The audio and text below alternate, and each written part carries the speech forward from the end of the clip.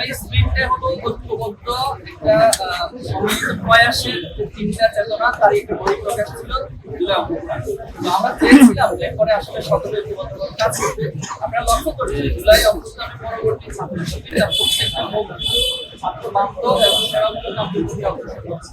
এবং সাধারণ শিক্ষার্থীদের সাইকোলজি বোঝার জন্য এবং তাদের পাস বোঝার জন্য আমরা ক্যাম্পাসে যাচ্ছি এবং সেখানে আজকে শিবির শিবির এবং মিডিয়া আমরা এর মধ্যে দিয়ে শিক্ষার্থীদের পাস বোঝাতে তারা যা চায় আমাদের ছাত্রদের পরিবর্তন হয় সেভাবে আমরা কাজ করছিলাম। কিন্তু আমাদের বন্ধুর প্রতি আর আমাদের প্রতিপক্ষ শব্দ ব্যবহার করে আমরা বন্ধুর প্রতি সবচেয়ে একটু সচেতন ব্যবহার করে বলছি ওনারা একই কর্মসূচি না নিয়ে ওনারা হচ্ছে শোডাউন আগের স্টাইল মিছিল মিটিং অথবা হল দখল সিট দখল আঠারার মতো কাজ করবে। এই কারণে শিক্ষার্থীরা ওনাদেরকে অনেক প্রত্যাখ্যান করছে। এই কষ্টটা ওনারা শিক্ষার্থীদের উপর না উঠাতে পারে আমাদের ছাত্র শিক্ষিত উপর সেই কষ্ট ওনারা এটা থেকে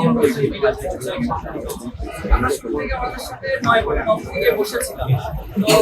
এরপরে অনেকবার আমরা ওনাদেরকে ইনভাইট করেছি আসলে আমরা একটু বসি এভাবে ছাত্ররা করতে পারি ওনারা আমাদের পুরো আহ্বানে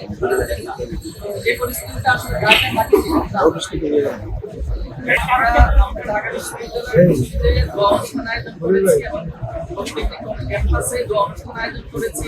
এবং ভাষা শহীদদের খবর দেওয়া করেছি। আমরা মনে করি ইসলামী মূল্যবোধের জায়গায় ভাষা শহীদদের জন্য এটি সবচেয়ে উত্তম কর্মসূচি আমরা সেটাই করার চেষ্টা করেছি এবং আমাদের অসংখ্য সাহায্যতে আলোচনা সভা থেকে শুরু করে বিভিন্ন প্রতিযোগিতা সকল কিছু আমরা সেটা তো আমরা বারবারই বলে আসছি যে এটা হবে সেবামূলক কর্মসূচি, এটা হবে শিক্ষালাভ এবং সেখানে ছাত্ররা বাংলাদেশ কিভাবে পরিচালিত হবে কিভাবে বাংলাদেশ পলিসিটা কি করবে সেই ডিবেট হবে সেই পলিসিটা কিন্তু তারা অংশগ্রহণ করবে।